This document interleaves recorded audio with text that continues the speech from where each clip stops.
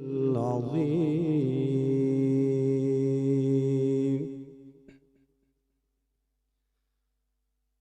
الله أكبر الله أكبر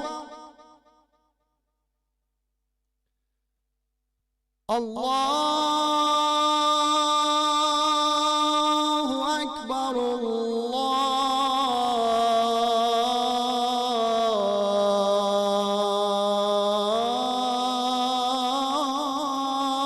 الله أكبر. أشهد أن لا إله إلا الله.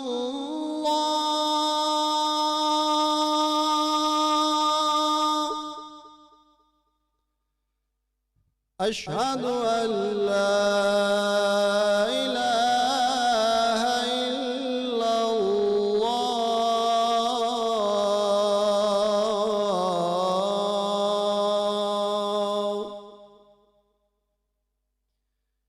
أشهد أن محمدًا رسول الله.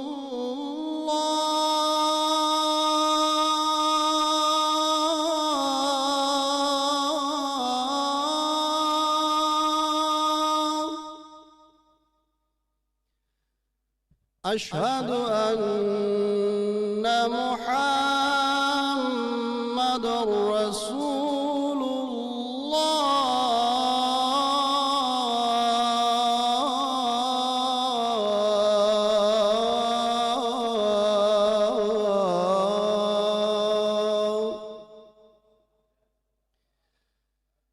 أشهد أن أمير المؤمنين علي ولي الله.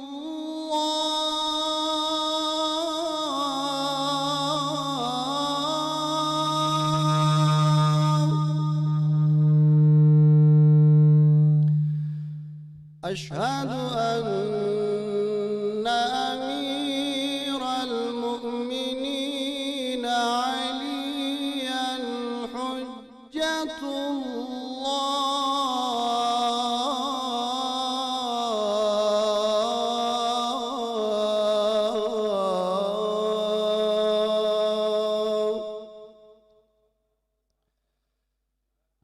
حي على الصلاة.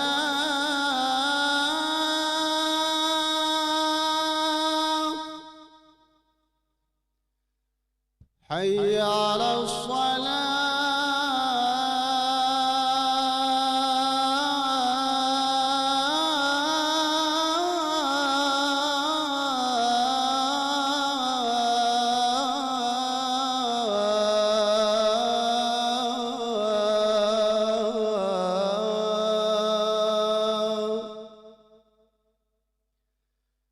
حي على الفلاح.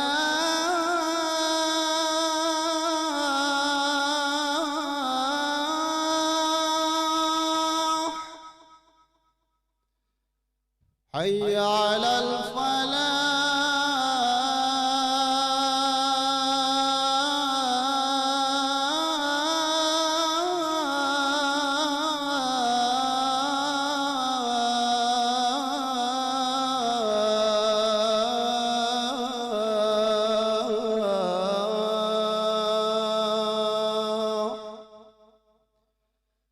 حي على خير العمل.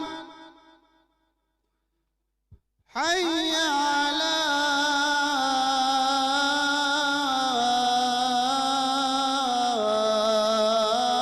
خير العمل.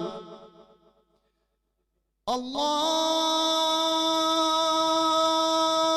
أكبر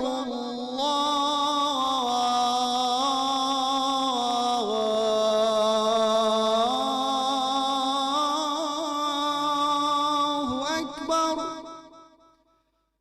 لا إله إلا الله.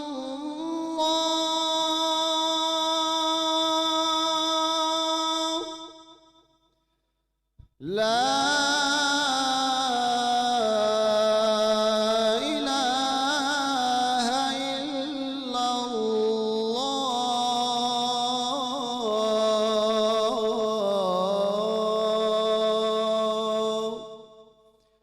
وصلى الله على سيدنا محمد وآله وسلم.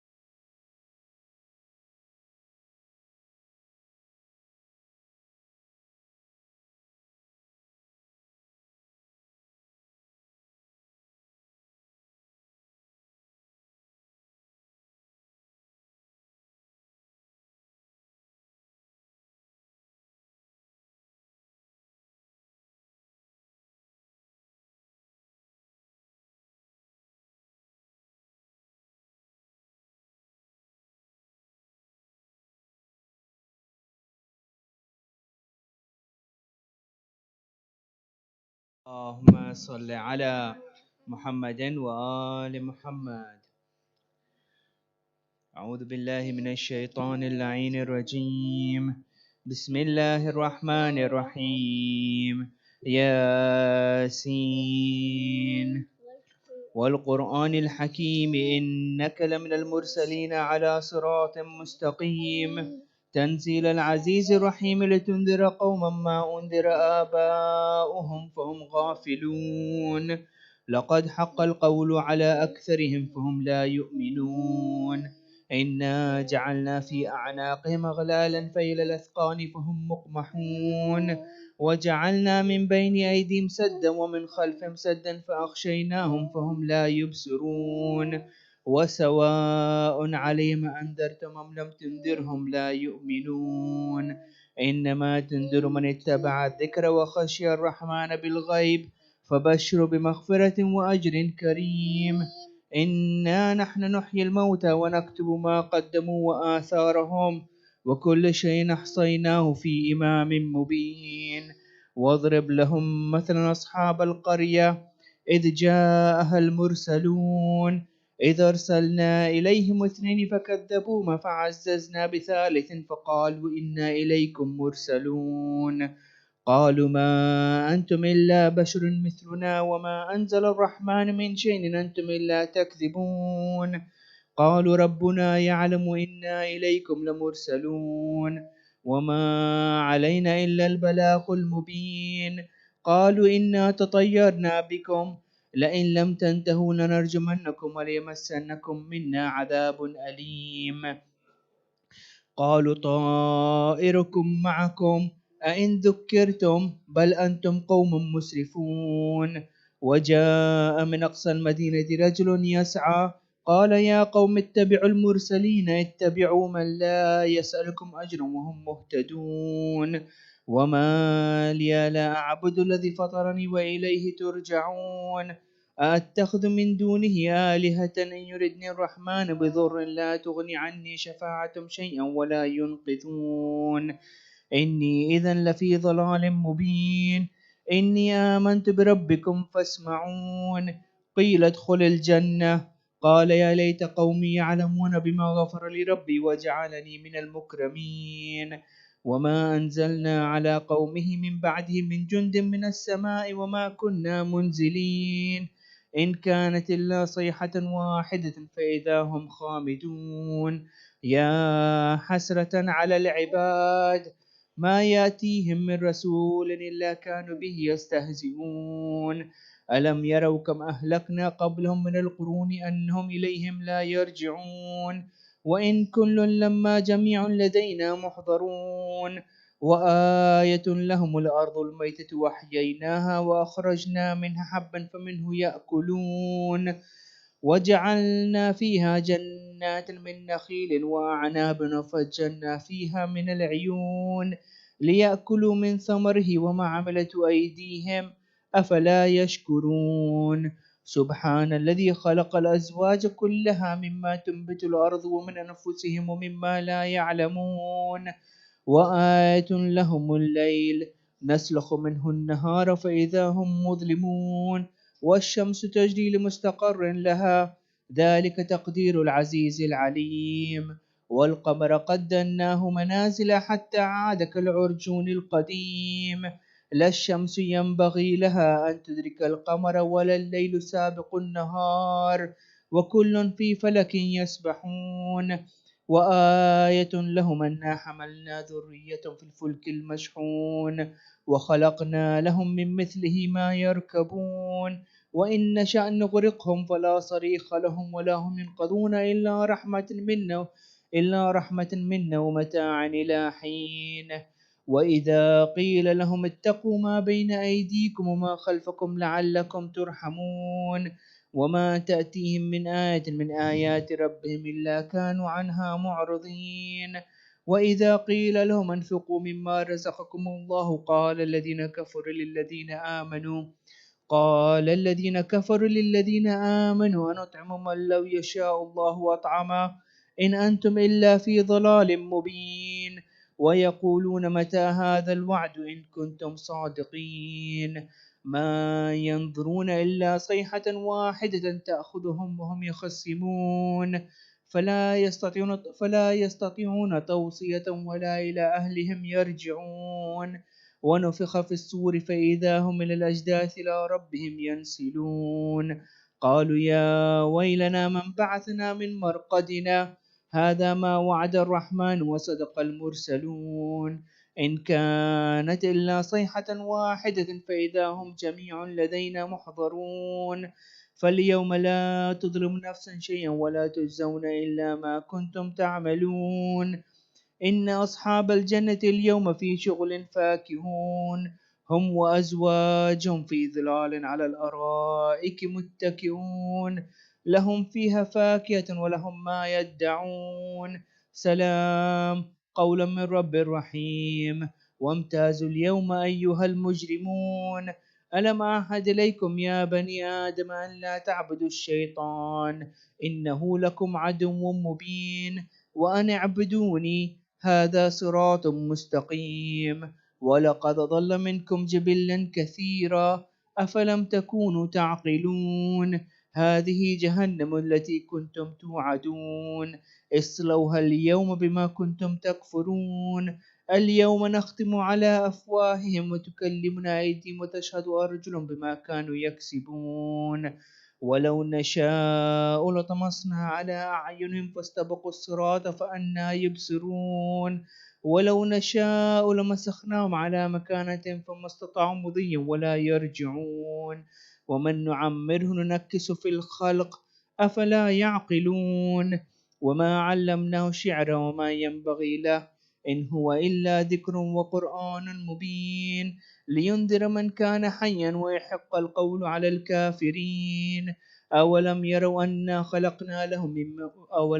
أنا خلقنا لهم مما عملت أيدينا أنعاما فهم لها مالكون وذللناها لهم فمنها ركوبهم ومنها يأكلون ولهم فيها منافع ومشارب أفلا يشكرون واتخذوا من دون الله آلهة لعلهم ينصرون لا يستطيعون نصرهم وهم لهم جند محضرون فلا يحزنك قولهم إنا نعلم ما يسرون وما يعلنون أولم ير الإنسان أنا خلقناه من نطفة فإذا هو خصيم مبين وضرب لنا مثلا ونسي خلقه قال من يحيي العظام وهي رميم قل يحييها الذي أنشأها أول مرة وهو بكل خلق عليم من الذي جعل لكم من الشجر الأخضر نارا فإذا أنتم منه توقدون أوليس الذي خلق السماوات والأرض بقادر على أن يخلق مثلهم بلى وهو الخلاق العليم إنما أمره إذا أراد شيئا أن يقول له كن فيكون فسبحان الذي بيده ملكوت كل شيء وإليه ترجعون صدق الله العظيم.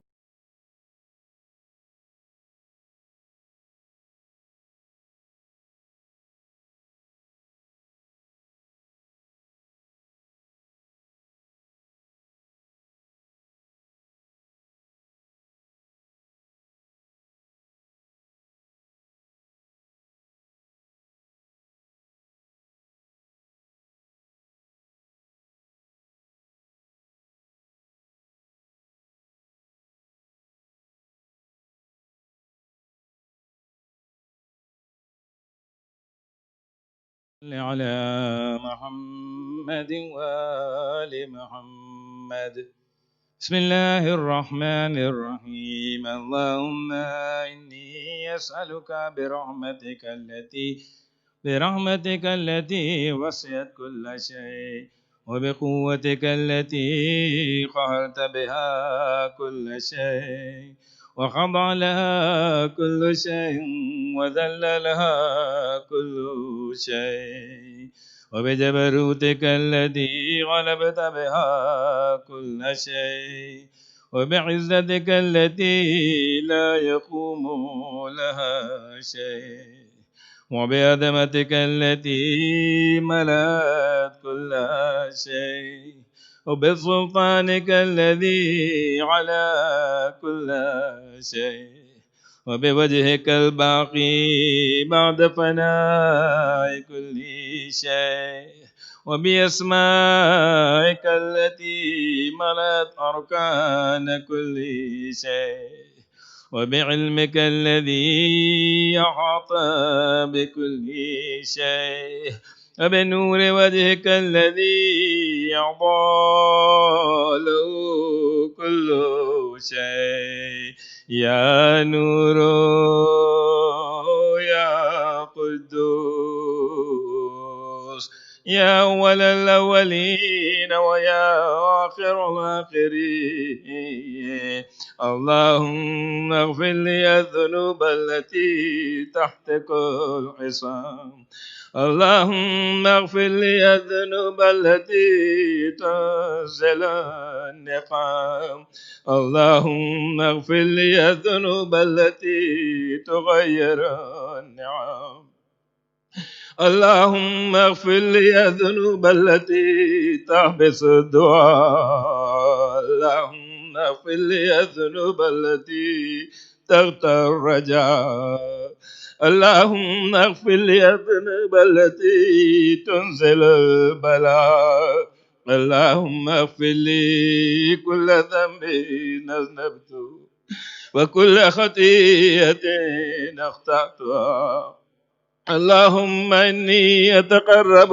إليك بذكرك وأستشفع بك إلى نفسك وأسألك بجودك أن تدنيني من قربك وأن توزعني شكرك وأن تلهمني ذكرك اللهم إني أسألك سؤال خاضع متذلل خاشع متضرع أن تسامحني وترحمني وتجعلني بقسمك راض قانعا وفي جميع الأحوال متواضعا اللهم أسألك سؤال من اشتدت فاقته وعنزل بك عند الشدائد حاجته وعظم فيما عندك رغبته اللهم عظم سلطانك وعلى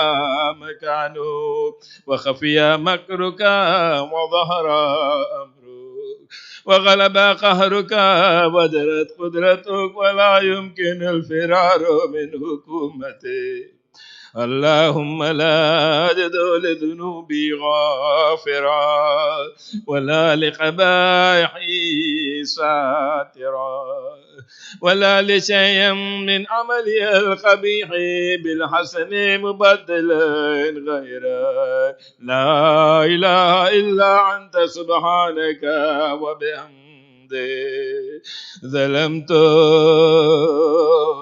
نفسي وتجرأت بجهلي وسكنت إلى قديم ذكرك لي ومنك علي اللهم مولاي كم من قبيح سترت وكم من فعله من البلاء يقلت وكم من إصرار وقيت وكم من مكروه دفعت وكم من ثناء جميل لست على اللون نشرت اللهم عظم بلائي وأفرت بي سوء حالي وقصرت بي أعمالي وقعدت بي أغلالي وحبسني النفع بعد أملي وخدتني الدنيا بغرورها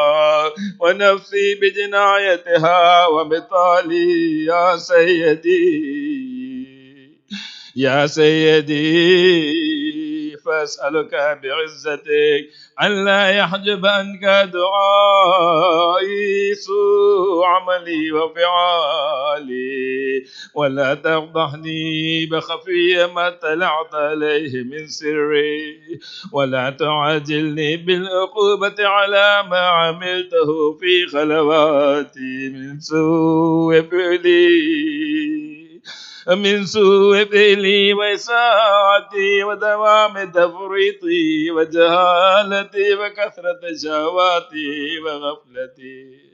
وكن اللهم بعزتك لي في كل الأحوال رؤوفا وعلي في جميع الأمور عطوفا. إلهي وربي من لي غيره أسأله كشف ضري والنظر في أمري. إلهي ومولاي أجريت علي حكما اتبعت فيه هوى نفسي ولم أحتر فيه من تزيين عدوي فغرني بما أهوى وأصعده ولا ذلك القضاء فتجاوزت بما جرى علي من ذلك بعد حدودي وخالفت بعد أمامري.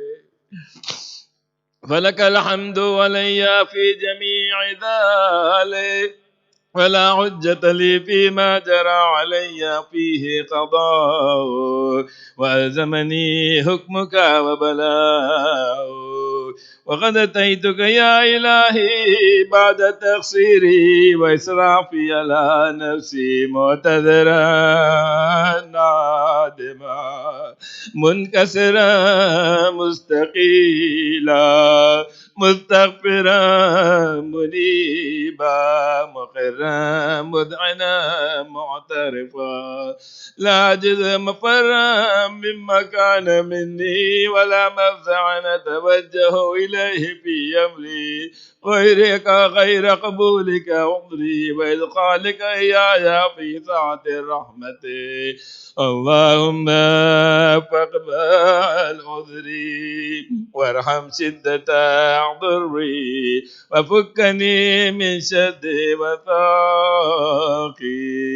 يا رب ارحم ضعف بدني ورقة جلدي ودقة عظمي. يا من بدا خلقي وذكري وتربيتي وبري وتعبيتي هبني لابتداء كرمك وسالف برك بي يا إلهي وسيدي وربي. أتراك معذبي بنارك بعد توحيدي وبعد من طوى عليه قلبي من معرفتك ولهج به لساني من ذكري واعتقده ضميري من حبك. وبعد صدق اعترافي ودعائي خاضعا لربوبيتك هيهات أنت أكرم من أن تضيع من ربيت أو تبعد من أدنيت أو تشرد من آويت أو تسلم إلى البلاء من كفيته ورحمت. وليت شعري يا سيدي وإلهي ومولاي أتسلط النار على وجوه خرت لعظمتك ساجدا وعلى ألسن نطقت بتوحيدك صادقا وبشكرك مادحا وعلى قلوب اعترفت بإلهيتك محققا وعلى ضمائر حوت من العلم بك حتى صارت خاشعة وعلى جوارح سعت إلى أوطان تعبدك طائعا وأشارت باستغفارك ممعنا ما كذا الذنوب ولا أخبرنا بفضلك يا كريم يا رب. وأنت تعلم ضعفي من خليل بلاء الدنيا وعقوباتها كما يجري فيها من المكاره على أهلها.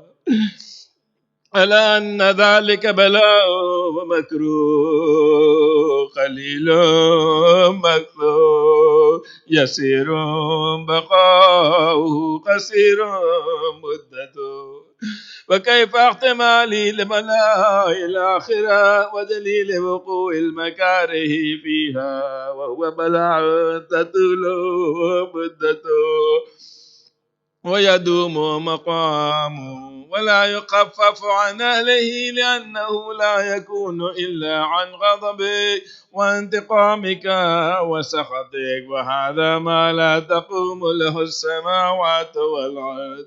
يا سيدي يا سيدي فكيف لي وأنا عبدك ضعيف ذليل الحقير المسكين المستكين.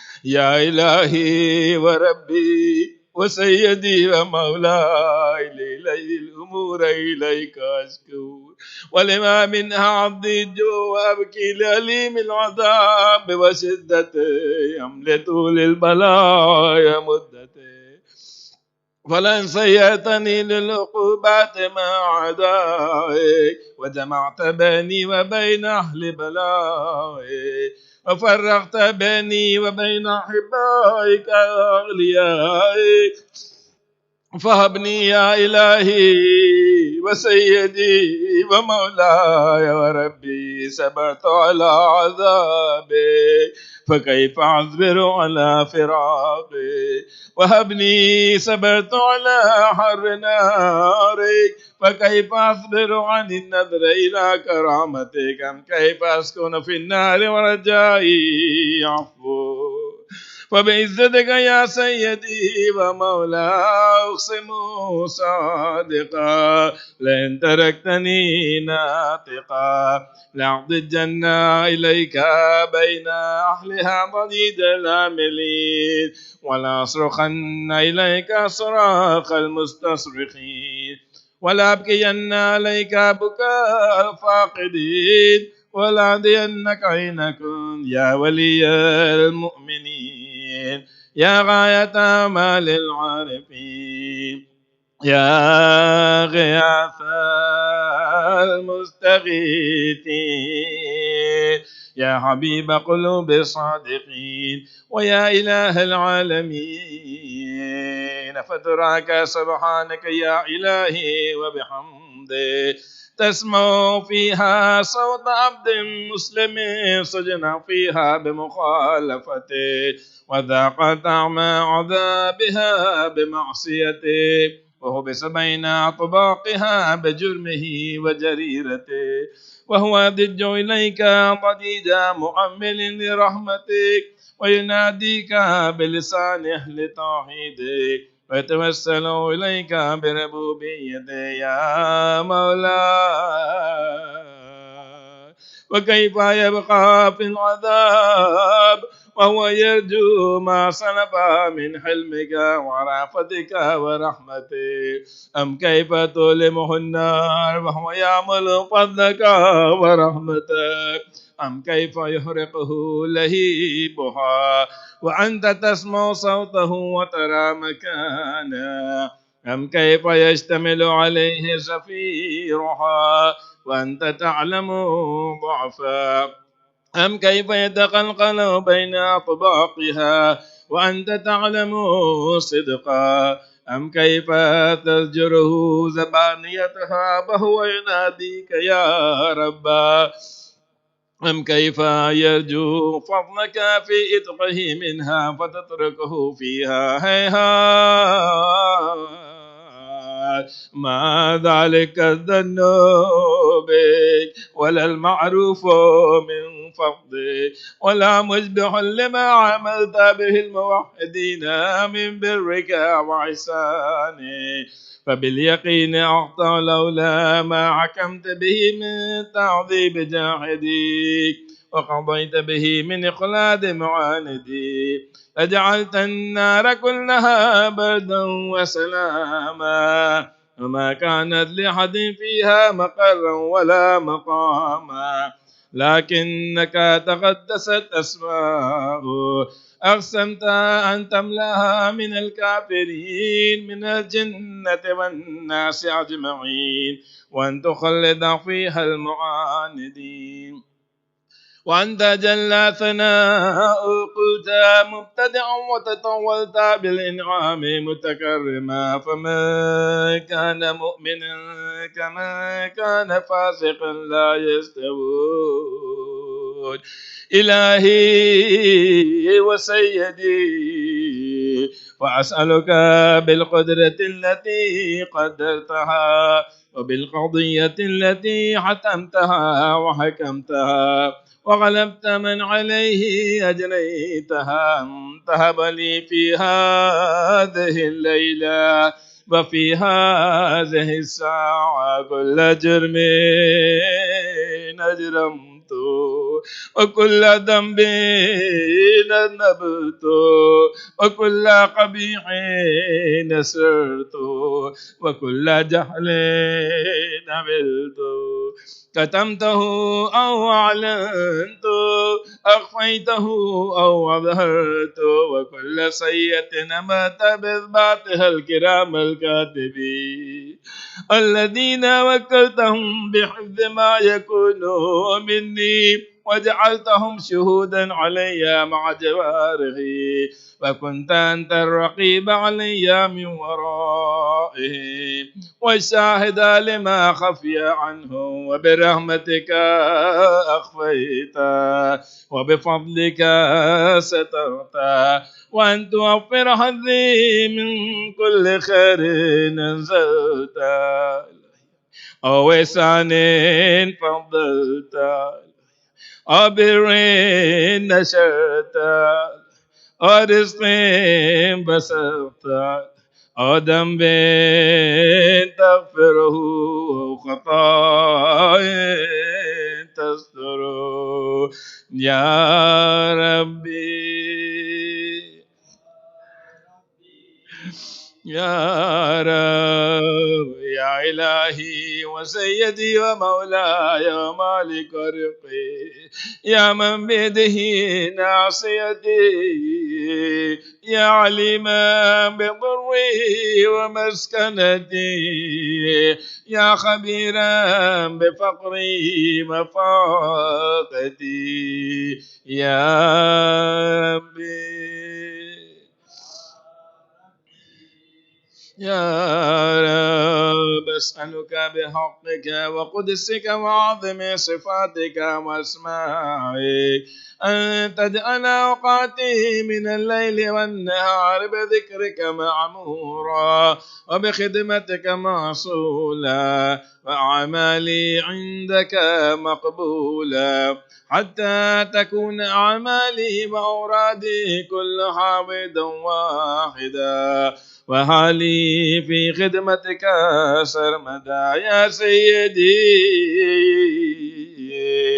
يا سيدي يا من عليه معولي، يا من إليه شكوت أحوالي يا ربي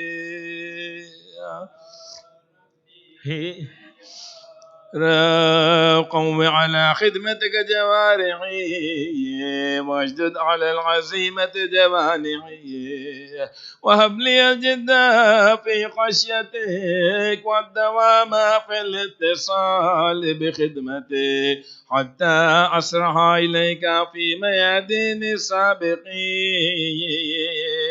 وأسرع إليك في المبادرين، واشتاق إلى قربك في المشتاقين، وأدنو منك دنو المخلصين، وأخافك مخافة الموقنين، واجتمع في جوارك مع المؤمنين. اللهم ومن أرادني بسوء فأرد، ومن كادني فكد، واجعلني من أحسن عبيدك نصيبا عندك، وأقربهم منزلة منك، وأخسهم زلفة لديك، فإنه لا ينال ذلك إلا بفضلك، وجد لي بجودك، واعطف علي بمجدك، واحفظني برحمتك، واجعل لساني بذكرك لهجا، وقلبي بحبك متيما، ومن علي بحسن إجابتك، واقلني أطرتي، واغفر زلتي، فإنك قضيت على عبادك بعبادتك، وأمرتهم بدعائك، وضمنت لهم الإجابة، فإليك يا ربي نسبت وجهي، وإليك يا ربي مددت يدي، فبعزتك استجب لي دعائي، وبلغني منايا، ولا تقطع من فضلك رجائي، واكفني شر الجن والإنس من أعدائي، يا سريع الرضا اغفر لمن لا يملك إلا الدعاء، فإنك فعال لما تشاء، يا من اسمه دواء، وذكره شفاء، وطاعته غنى، ارحم من رأس ماله الرجاء، وسلاحه البكاء، يا سابغ النعم، يا دافع النقام، يا نور المستوحشين في الظلام، يا عالما لا يعلم، صل على محمد وآل محمد، وافعل بما أنت أهله، وصلى الله على رسوله والأئمة الميامين من عليه وسلم تسليما كثيرا كثيرا.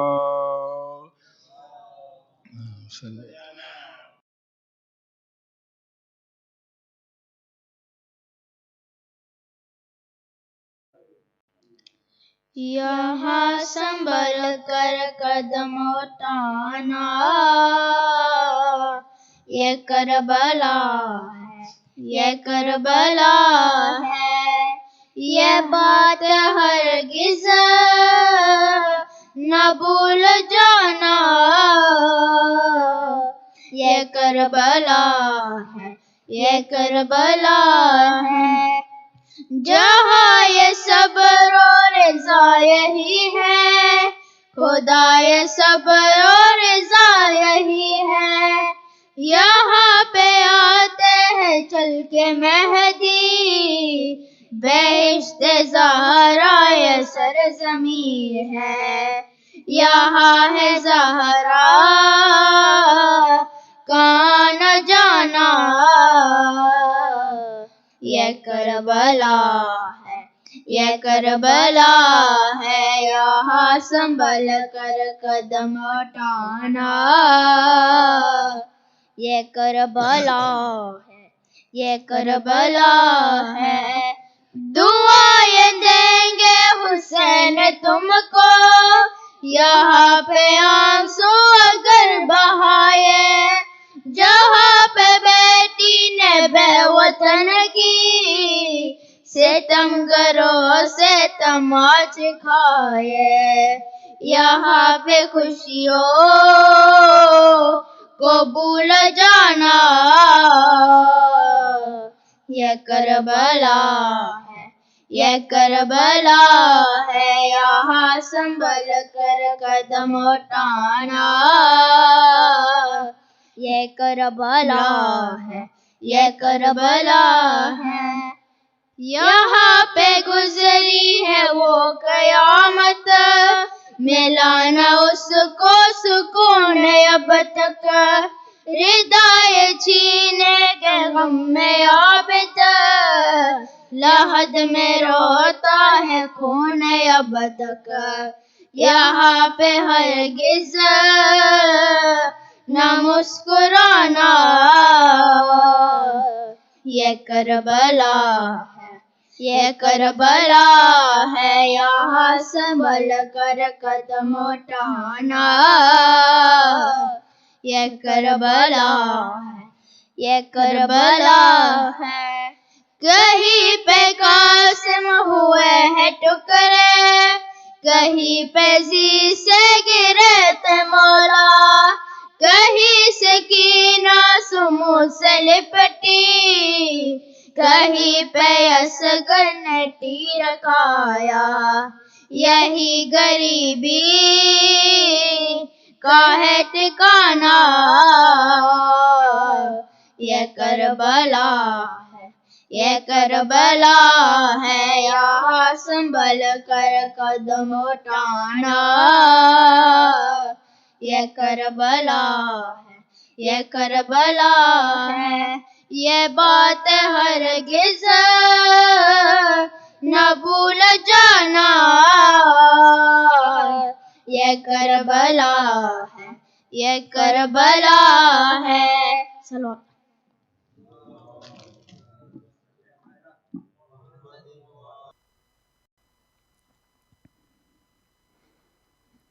If we can begin with the recitation of Surah Al-Fatiha for all our marhumin, insha'Allah. Surah Al-Mubarakat Al-Fatiha. Bismillah ar-Rahman ar-Rahim.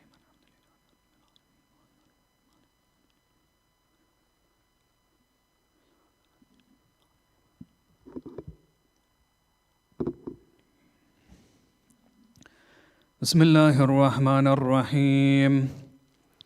صلى الله عليك يا سيدي ويا مولاي يا رسول الله صلى الله عليك وعلى أهل بيتك المظلومين صلى الله عليك يا أبا عبد الله يا عبرة كل مؤمن ومؤمنة يا غريب كربلاء ما خاب والله من تمسك بكم وأمن من لجي إلى حسنكم يا رحمة الله الواسعة يا باب النجاة العمة يا ليتنا كنا معكم فنفوز فوزا عظيما.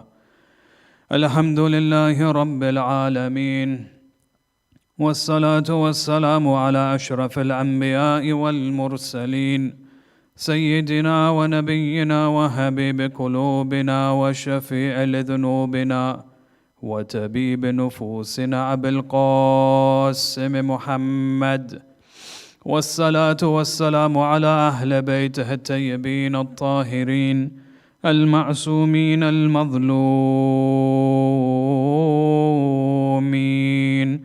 ولعنة الله على أعدائهم أجمعين إلى قيام يوم الدين.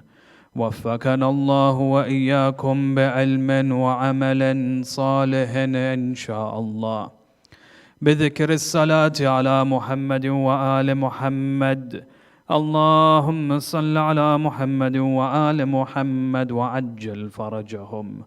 أما بعد فقد قال الله عز وجل في كتابه الكريم بسم الله الرحمن الرحيم يا أيها الذين آمنوا اجتنبوا كثيرا من الظن إن بعد الظن إثم آمنا بالله صدق الله العلي العظيم. Respected elders, brothers and sisters, Assalamu alaikum wa rahmatullahi wa barakatuh. We thank Allah subhanahu wa ta'ala first and foremost for giving us the opportunity to seek His ma'arifah, to seek an understanding of the Holy Quran, and ultimately seeking proximity towards Him and Him only. The ayah of the Holy Quran, Allah subhanahu wa ta'ala makes a very clear command. It is a command that is applicable to each and every single Muslim, anyone who submits to the message of the Holy Quran. And that is that the concept of dhan, or su' al-dhan to be specific, is haram and considered to be a great sin within the Sharia. The ayah of the Holy Quran explains, Ya ayyuhalladhina amanu, O you who believe. When Iman settles in your heart, you now have a responsibility. What is that responsibility? اجتنبوا كثيرا من الظن. Stay away from. Distance yourself from having dhan.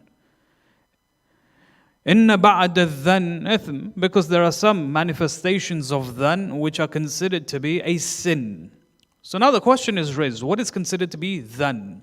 Dhan is when a person has a conjecture, when a person assumes. Dhan, according to the understanding of logic, mantiq, it is a type of knowledge, it is a level of knowledge. Knowledge has many different levels, has many different, for example, stations. You find at times the greatest level of knowledge is known as conviction. When a person has yaqeen, yaqeen means when you have 100% knowledge of something on a subject matter. For example, this clothes that I'm wearing, I have 100% knowledge that it's clean and it's pure, it's pak. When I stand on my musalla, for example, and I see, or when I see a child urinate on that specific sajdaga, or on that specific musalla, I come and I say to myself that I have 100% knowledge that this musalla is najis. A level beyond yaqeen is what is known as itmi'nan. Itmi'nan is when I have conviction that one side is far greater than the other side. So I have 90% conviction, or I have 90% confidence, 95% confident that, for example, this particular news that has been given to me is true, and there is a 5% chance that it may not be true. Yes, so one side is far greater than the other side. And the other side, because of how little it is, 5%, conventionally understood within society, that 5% is not something that is taken on board, especially when making a decision. So if I came towards you and I said to you, for example, invest in this particular property, or invest in this particular stock, or purchase this currency, there is a 95% chance that you will see benefits in it, that you will see rewards and profits. But there is also a 5% chance that you will not see any profit. You will lose that money that you invest.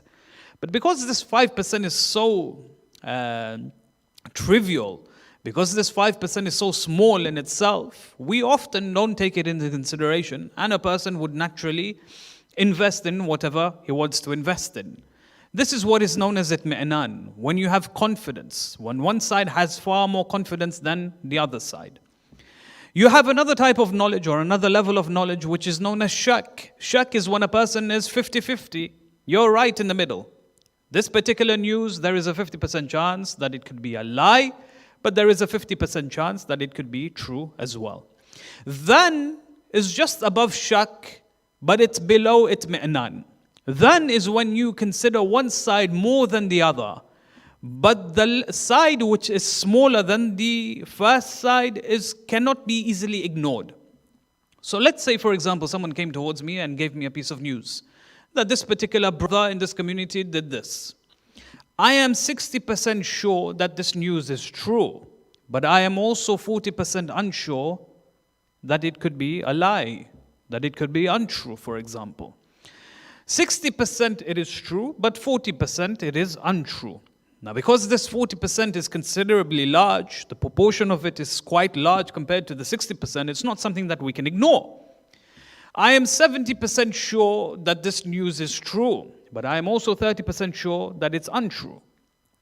Because this 30% is considerably large in proportion to the 70%, it cannot be ignored. Yes? This is what is known as dhan. When one side is smaller than the other, for example, but it is still proportionally large and it cannot be ignored. The Quran comes forward and explains to us in this particular verse, اجتنبوا عن الظن. Stay away from dhan. Meaning that when you come across a particular piece of news, that certain brother or certain sister in the community has done something, if you do not have itmi'nan, if you do not have yaqeen, if you do not have evidences behind that particular rumor or that particular news that is circulating in the community about such and such person, it becomes wajib on us for us not to pay attention to it. It becomes wajib on us to take that news and to throw it in the bin. Because that's where it belongs. Because this is dhan. Dhan is when you come across a particular piece of news without any evidence.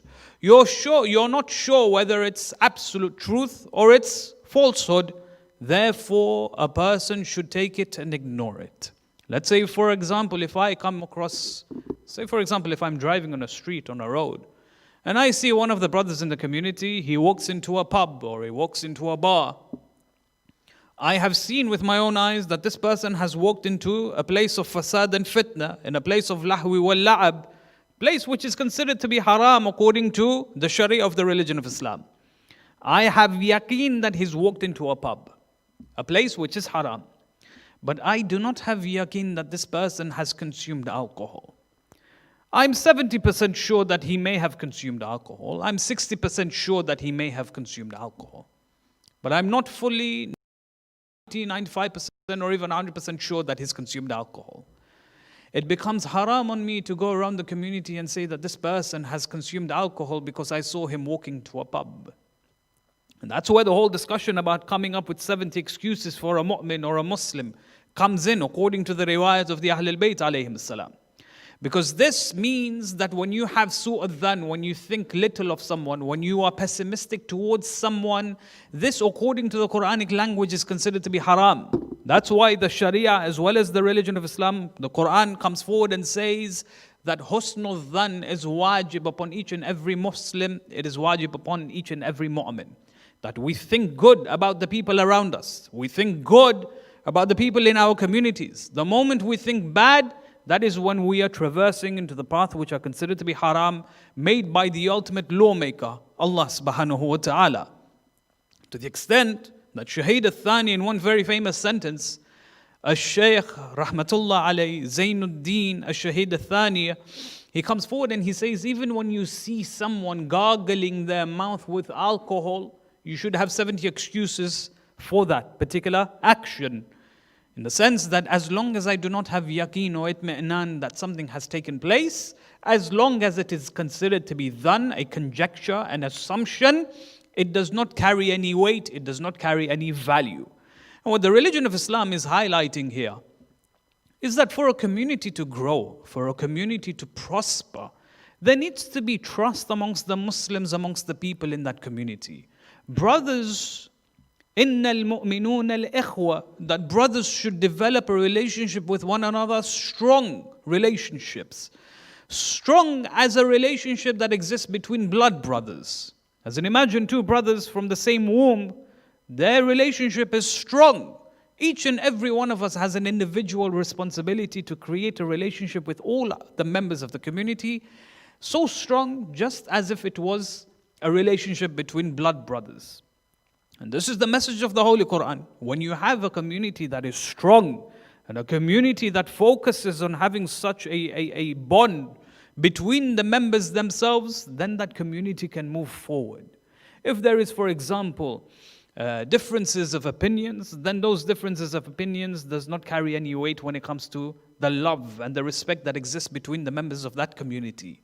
Only when there is love and admiration and affection and, for example, humility that exists between the members of that community can only allow the community to move forward and to progress and to advance.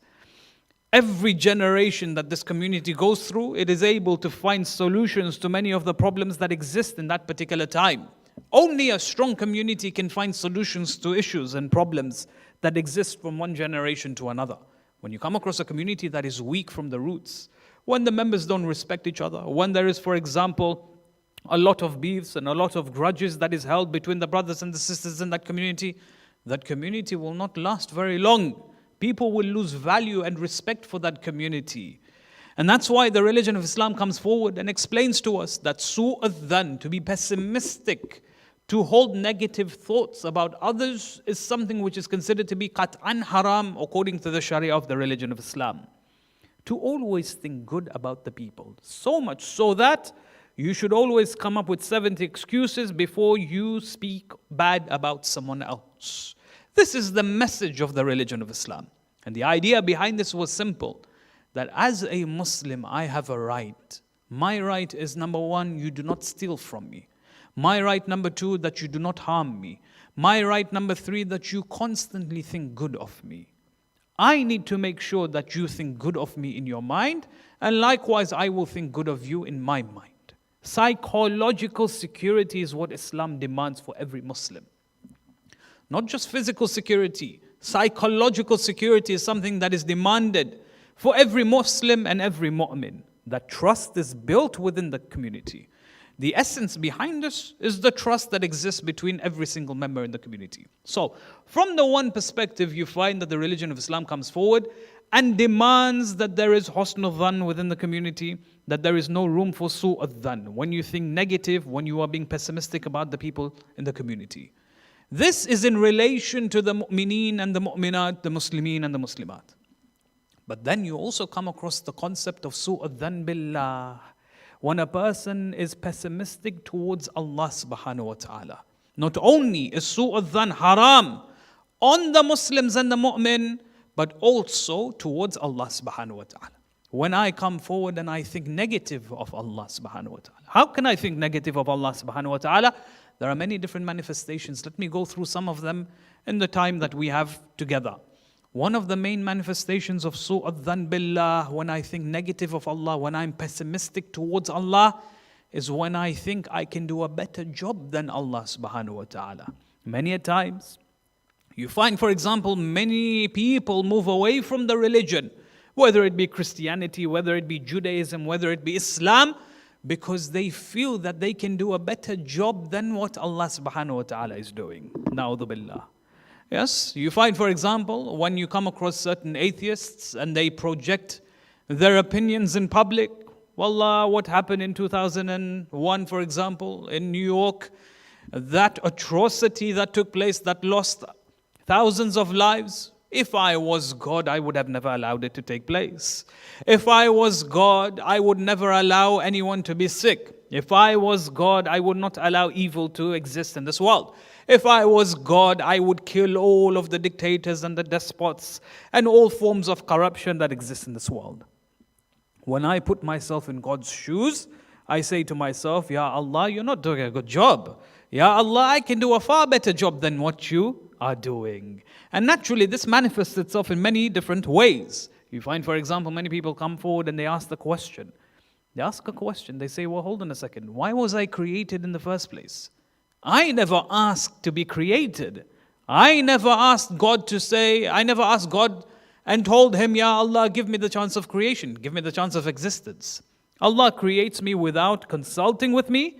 Wallah, if Allah had consulted with me before creating me, I would have said to him, I would never want to exist in a world like this. In a world which is full of corruption, in a world that is full of disease, in a world that is full of evil.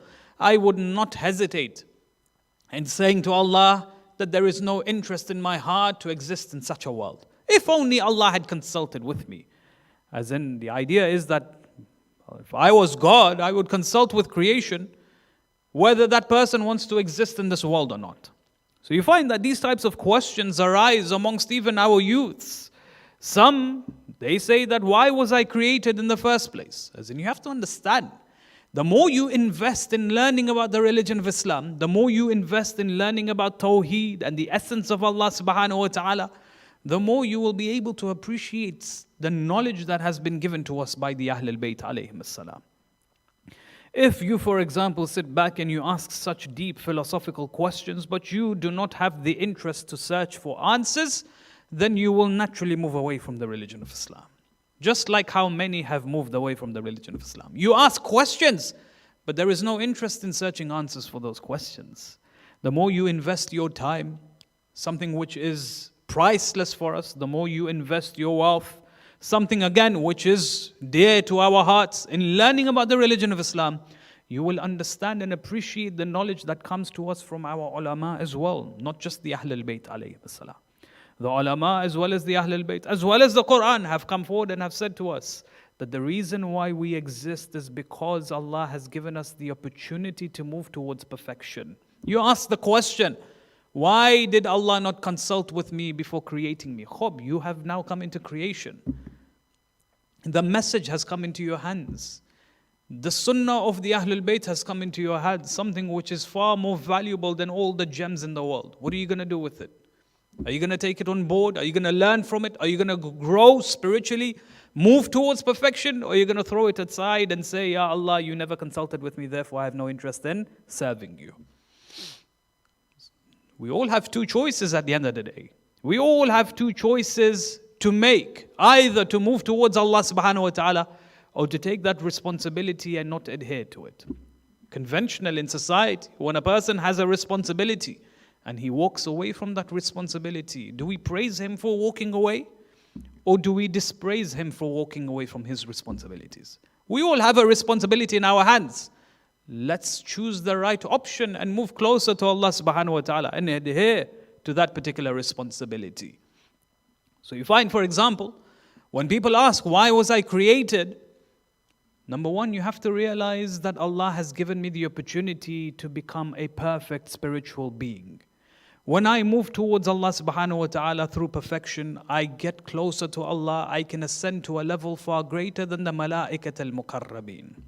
But if I, for example, move away from this responsibility, then I can drop to a level lower than the baha'im of this world, lower than the beasts that roam on this world. That choice is up to us.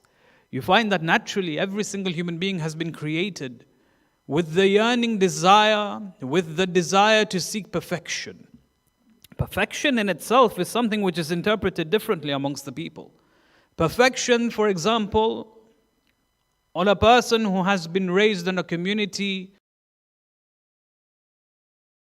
of poverty, impoverished, for example, his understanding of perfection is when a person is rich and famous. When a person has all of his, for example, desires and needs met through the wealth that he has in his hands. For him, that person, that's the understanding of perfection.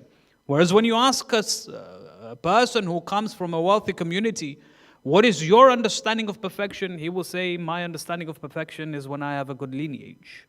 When you ask a person who has a good lineage, what is your understanding of perfection? He will say, my understanding of perfection is when I have knowledge or I have wisdom. When you ask a person who has knowledge and wisdom, what is your understanding of perfection?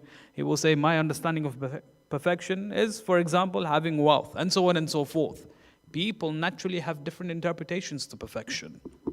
And what's interesting is that when you ask anyone, regardless of race, color, culture, many people understand perfection and they will give you the interpretations of perfection. But many of them, majority of them, will interpret perfection based on the values of dunya and not values of the akhirah. Islam comes forward and explains to us that you as a human being, that we, each and every one of us as human beings, we are a makeup of both spirit and body. We are a makeup of the physical and the immaterial. Just as we seek out perfection physically through the aspects of dunya, whether it be wealth or lineage, or for example knowledge and so on and so forth, we have a spiritual component to our existence as well. And it becomes a necessity for us to seek perfection from a spiritual perspective as well. Spiritual perfection goes hand in hand with physical perfection. Spiritual perfection, how does one go about having spiritual perfection? مَا خَلَقْتُ الْجِنَّ وَالْإِنسَ إِلَّا لِيَعْبُدُونَ. Allah makes it clear that I have not created the human being or the jinn except that they worship. Worship is a manifestation of spiritual perfection. I understand and I admit to myself that because Allah is perfect, that because Allah subhanahu wa ta'ala is the embodiment of truth and perfection, the more closer I am towards Him, the more I can receive this perfection in my life. The more He will share some of His perfection with me. Imagine a person who joins a company, a very prestige company, and he's honored to be, for example, a shadow of a mentor. He follows the mentor wherever this mentor goes. He learns from him, he sits with him. He spends most of his day learning from this mentor. Yes, why? The reason is because this person realizes that this mentor of his, because he is successful by spending time, by observing, by examining, by analyzing everything that this mentor does, I can understand why and how he has become successful in his life. So that some of that can be implied and implemented within my life as well. Likewise, with the same principle, spirituality, when I worship Allah, I move closer towards Him. And when I move closer towards Him, moving closer towards someone who is the embodiment of perfection, I can receive some of that perfection in my life as well. So you have, for example, one of the manifestations of Su'adan is when it comes to the whole nature or the whole concept of as to why we were created in the first place. Then you find beyond this, people say, well, hold on a second. If I was created to be spiritually perfect, then why did Allah not create everyone perfect in the first place? As in, these questions are good. But if these questions are enough for you to move away from the religion of Islam, it shows that you have been what? You have been a victim of su'adhan. That you think negatively of Allah subhanahu wa ta'ala. Ask questions. It is beautiful to ask questions. As the Holy Prophet of Islam says, the keys to knowledge is by asking questions. But you have to understand that every question that you ask, you have to make the commitment to try and find the answers to these questions. People ask, why wasn't every single human being created perfect in the first place? Well, hold on a second. Remove the lenses of religion. Imagine that you don't believe in anything. Look at our societies. Look how our societies are built. Look how people behave naturally within society. An expert in any field, a doctor, a medical practitioner, a pharmacist, an engineer, an architect, they go through years of struggle. They endeavor, one bala after another. They study from a very young age. They pass all of their examinations. They struggle if they fail. They move on to universities. They graduate. They get their masters. They graduate. Then they implement whatever they have learned practically. They put all of that theory into practice. They study. They gain the experience. And then they graduate as being doctors, such that they have a maqam within the community. A person who is a skillful person in any trade, a person who is considered to be a master in any different area within this world, he has struggled, he has persevered, he has adhered to patience. That's why he has been able to reach that particular maqam in society. Nothing comes overnight. You find that when a person struggles and puts in the effort, struggles from one maqam to another, from one stage to another, after many years, he is known to be a professional in that particular field. Only then can he, for example, help the people in the community. Likewise, from a spiritual perspective as well, spirituality is not something that is implemented, that is given overnight to a person. Spirituality is when a person chooses good over evil constantly in every stage of his life. Every decision that he has to make, he must choose good over bad. He must choose beauty over ugliness. He must choose reward over punishment. He must choose and choose. And only then can he become a spiritually perfect person. Now imagine a person, for example, a doctor, who has no records of being in a university, who has no records of, for example, graduating from a university, who has no physical, who has no experience under his belt, under his name. He has inherited the title of a doctor because his father was a doctor, say for example. Would you trust the doctor like this? He has his own practice, he has his own GP. Would you walk into his GP and trust his opinions when it comes to your health? And the reason why this is because, and of course we don't trust him. And the reason why this is because this person has not persevered. This person has not gone through any experience. He has no knowledge or records of him having knowledge of studying medicine. You cannot trust him entirely. He may go around calling himself a doctor, but that does not carry any weight at all. You find, for example, likewise, spirituality. If a person was given spirituality and was made spiritually perfect from the very beginning, that doesn't carry much weight, because spirituality requires harakah. It requires movement. It requires perseverance. It requires sabr. It requires the dominance of the aql over the desires of the human being. Only then can a person attain spirituality. If spirituality was given to everyone and anyone in this world and they were all spiritually perfect, then what's the point? What's the point of this world? What's the point of life?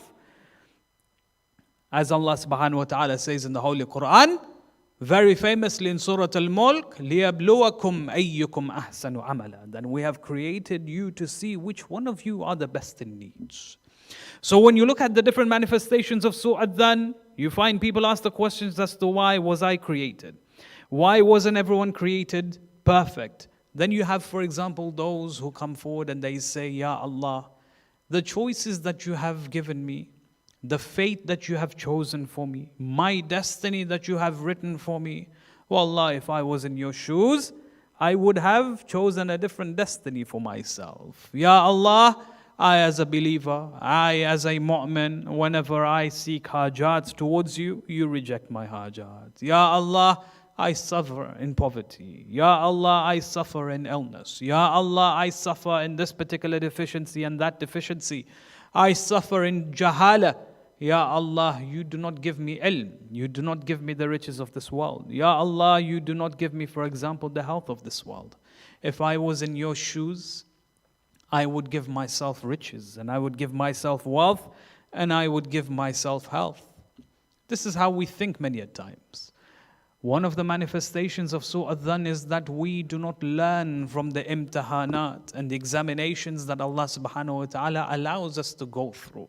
The source of examinations, the source of bala is blessing. Allah makes us go through one imtihan after another so that we grow spiritually. When we change our mindset in trying to understand that the reason why we suffer from one adversity to another is so that we can grow spiritually, is so that we can move closer to Allah subhanahu wa ta'ala.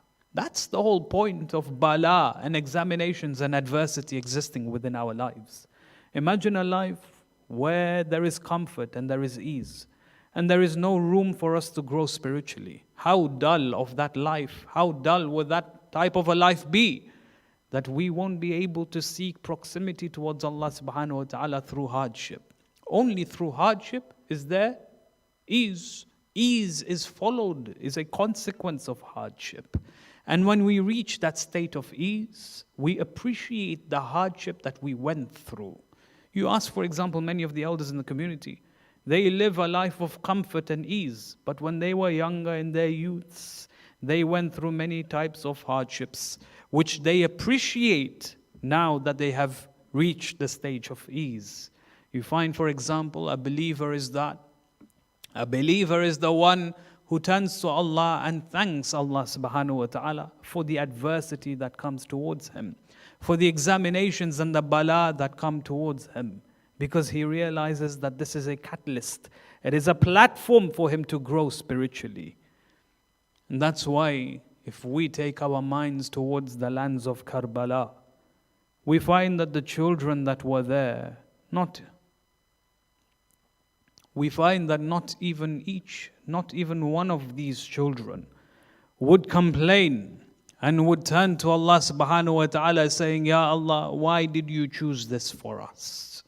You find that all of the women that were there, the 20 odd women that were there, when they witnessed their companions and their husbands and their children being taken away from them, each and every one of them, after the death of their family members, they would fall into sujood and they would perform the shukr of Allah subhanahu wa ta'ala.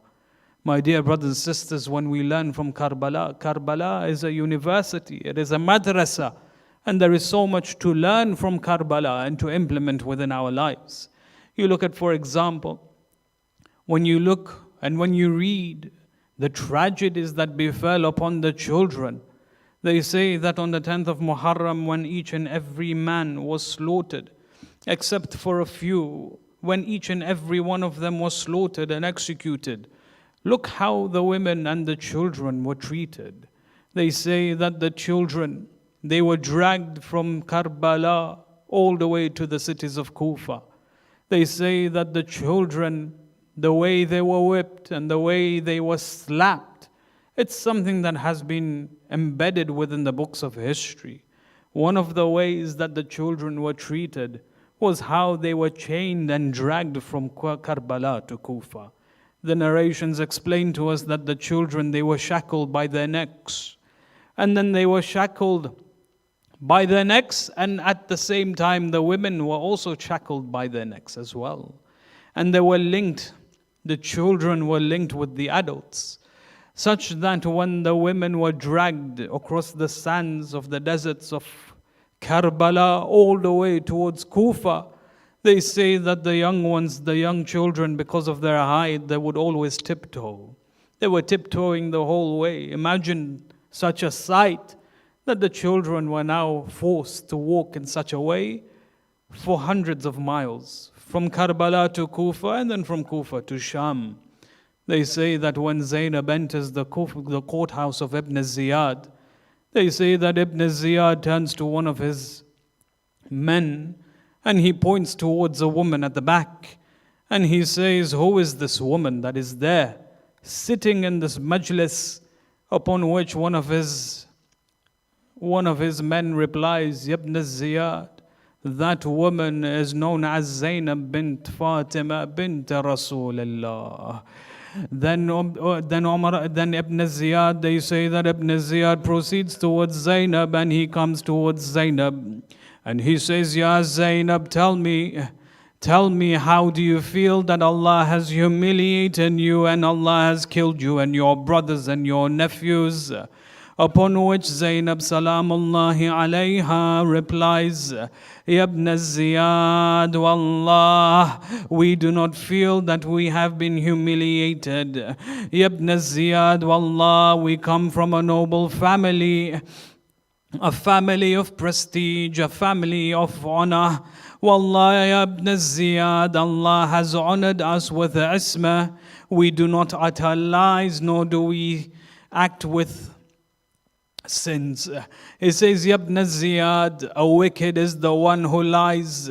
Ya Ibn Ziyad, a fasik is the one who acts wickedly in his actions, who commits and violates the laws of Allah subhanahu wa ta'ala. Ya Ibn Ziyad, neither are we the wicked ones, nor are we the wretched, nor are we the ones who lie, nor are we the ones who are considered to be the fusaq. Ya Ibn Ziyad, wallah, we are not humiliated, rather Allah has honored us." Listen to her words. When Ibn Ziyad hears these words, he says, "Ya Zainab, tell me, what do you think of Allah's plan? What do you think of the fate that Allah has chosen for you?" Upon which she replies with these famous words. She says, "Ya Ibn Ziyad, I have seen nothing but good. I have seen nothing but decency. And I have seen nothing but beauty from Allah." Inna lillahi wa inna ilayhi raji'un. Saya'lamu alladhina zalamu ayya munqalabin yanqalibun. Again, if we can end this majlis with the recitation of Surah Al-Fatiha, Surah Al-Mubarakat Al-Fatiha. Bismillah ar-Rahman ar-Rahim.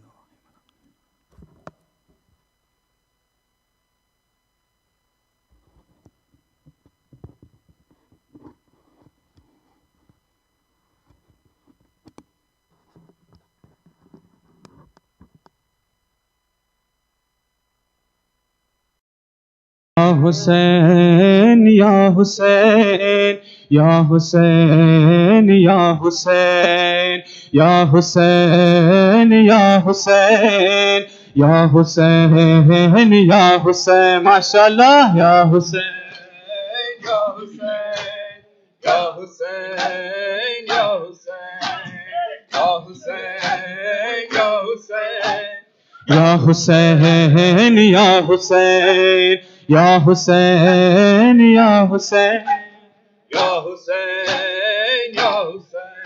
आ रही है ये सदा ज़ैनबे दिलगीर की, आ रही है ये सदा ज़ैनबे दिलगीर की, आ रही है ये सदा ज़ैनबे दिलगीर की, आ रही है ये सदा ज़ैनबे दिलगीर की, आ रही है ये सदा ज़ैनबे दिलगीर کی لاش بے گورو کفن ہے دشت میں شبیر کی، لاش بے گورو کفن ہے دشت میں شبیر کی، آ رہی ہے یہ صدا زینب دلگیر کی، آ رہی ہے یہ صدا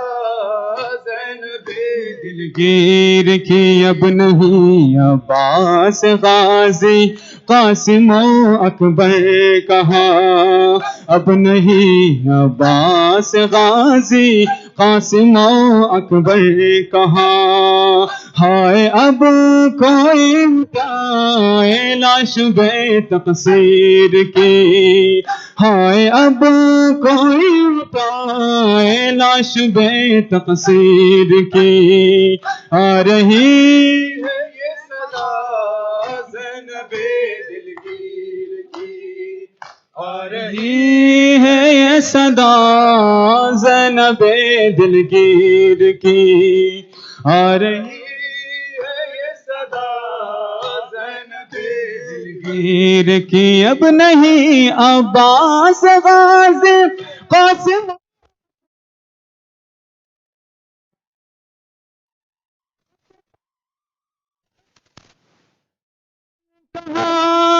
ہائے اب کوئی اٹھائے لاش بے تقصیر کی، ہائے اب کوئی اٹھائے لاش بے تقصیر کی، آ رہی ہے یہ صدا زینب دلگیر کی، آ رہی ہے یہ صدا زینب دلگیر کی، آ رہی ہے یہ صدا زینب دلگیر کی، کر دیا قرآن زخمی حرملا کے تیر نے، کر دیا قرآن زخمی حرملا کے تیر نے، جانتے ناتے مسلمان عظمت بشیر کی، جانتے ناتے مسلمان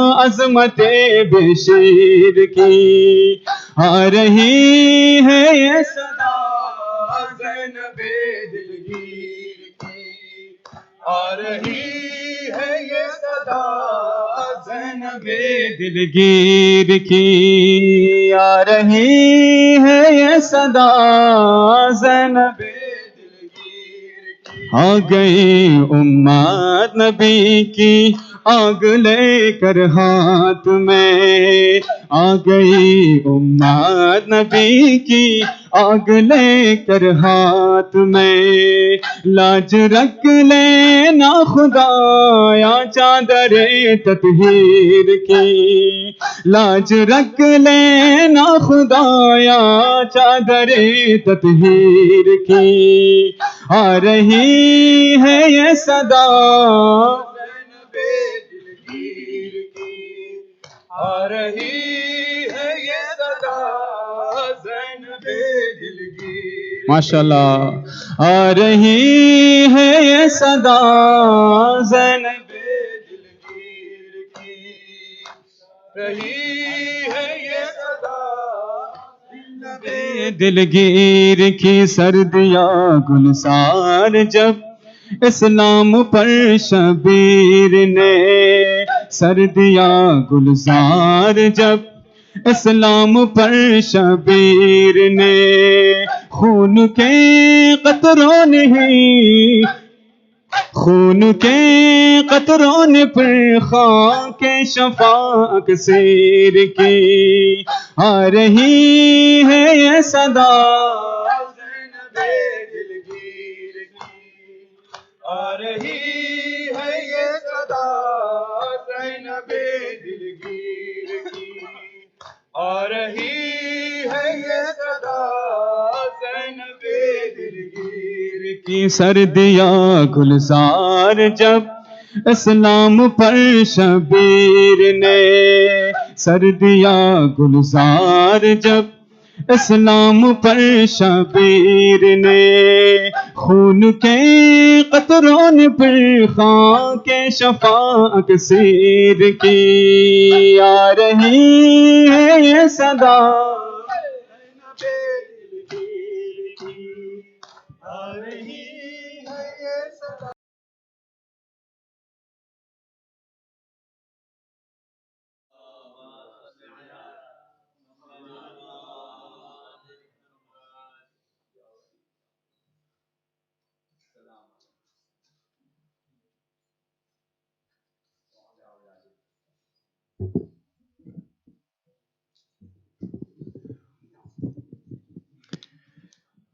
أعوذ بالله من الشيطان اللعين الرجيم بسم الله الرحمن الرحيم اللهم صل على محمد وعلى محمد السلام عليك يا وارث آدم صفوة الله السلام عليك يا وارث نوح النبي الله السلام عليك يا وارث إبراهيم خليل الله السلام عليك يا وارث موسى كليم الله السلام عليك يا وارث عيسى روح الله السلام عليك يا وارث محمد حبيب الله السلام عليك يا وارث أمير المؤمنين عليه السلام ولي الله السلام عليك يا ابن محمد المصطفى السلام عليك يا ابن علي المرتضى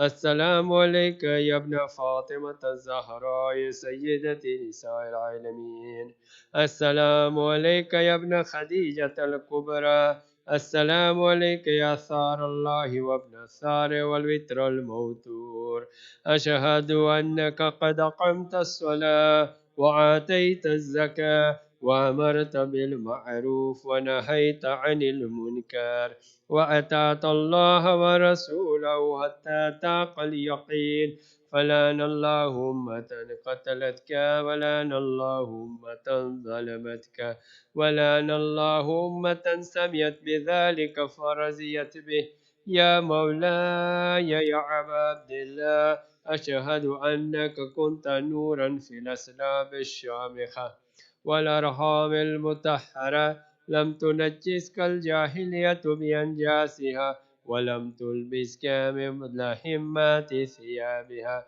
وأشهد أنك من دعائم الدين وأركان المؤمنين وأشهد أنك الإمام البر التقي الرزي الزكي الحادي المهدي وأشهد أن الأئمة من ولدك كلمة التقوى وأعلام الحدى والعروة الوثقى والهجة على أهل الدنيا وأشهد الله وملائكته وأنبياءه ورسله أني بكم مؤمن وبيا بكم موقن بشرائع ديني وخواتيم عملي وقلب لقلبكم سر وأمر لأمركم متبع صلوات الله عليكم وعلى أرواحكم وعلى جسادكم وعلى جسامكم وعلى شاهدكم وعلى غائبكم وعلى ظاهركم وعلى باطنكم السلام عليك يا ابن رسول الله السلام عليك يا ابن نبي الله السلام عليك يا ابن أمير المؤمنين السلام عليك يا ابن الحسين الشهيد السلام عليك أيها الشهيد السلام عليك أيها المظلوم وابن المظلوم لعن الله أمة قتلتك ولعن الله أمة ظلمتك ولعن الله أمة سمعت بذلك فرزيت به السلام عليكم يا أولياء الله وأحباء السلام عليكم يا أصفياء الله ووداه السلام عليكم يا أنصار دين الله السلام عليكم يا أنصار رسول الله. السلام عليكم يا أنصار أمير المؤمنين. السلام عليكم يا أنصار فاطمة الزهراء سيدة نساء العالمين. السلام عليكم يا أنصار أبي محمد الحسن بن علي ولي الزكي الناصر الأمين. السلام عليكم يا أنصار أبي عبد الله بأبي أنتم وأمي طبتم وطابت الأرض التي فيها دفنتم وفزتم فوزا عظيما. فيا ليتني كنت معكم فأفوز معكم. السلام عليك يا أبا الفضل العباس بن أمير المؤمنين. السلام عليك يا ابن سيد الوصيين. السلام عليك يا ابن أول القوم إسلاما وأقدمهم إيمانا وأقومهم بدين الله وأحوتهم على الإسلام. أشهد لقد نصحت لله ولرسوله ولأخيك فنعم الأخ المواسي. فلعن الله أمة قتلتك ولعن الله أمة ظلمتك ولعن الله أمة استحلت منك المحارم وانتهكت حرمة الإسلام. فنعم الصابر المجاهد المحامي الناصر والأخ الدافع عن أخي المجيب إلى طاعة ربه الراغب فيما زهد فيه غيره من الثواب الجزيل والثناء الجميل. وألحقك الله بدرجة آبائك في جنات النعيم. اللهم إني تأرست لزيارة أوليائك رغبة